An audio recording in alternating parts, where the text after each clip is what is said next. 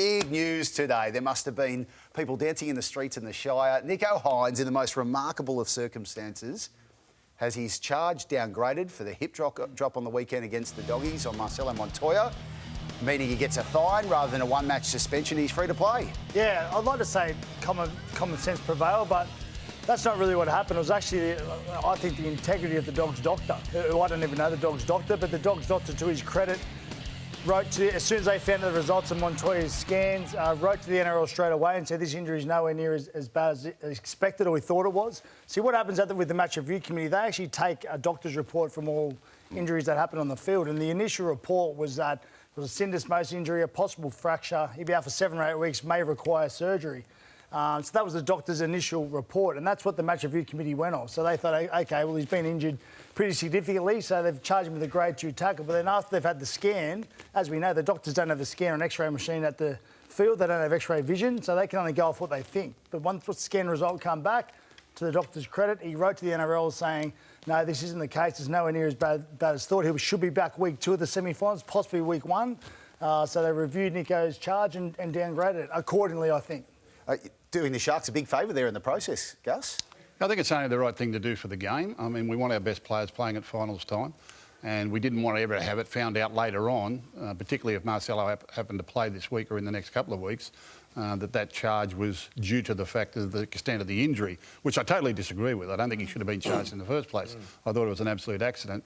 But when we found out Sunday night the X-ray wasn't so bad and that he was a chance of playing again in the finals, we made the decision to contact the Sharks and let them know, look, if you're going to defend this charge, this information might be helpful.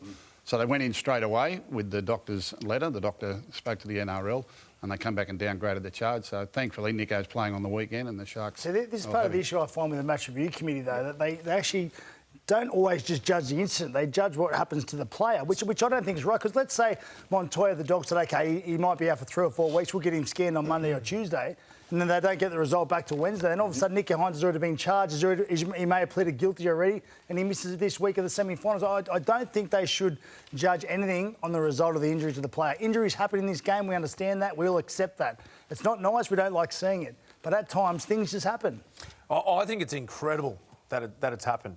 My thoughts were, when I seen the tackle, I didn't believe it was a hit drop to start with, so I didn't think he should have been charged in the first place, Nicho.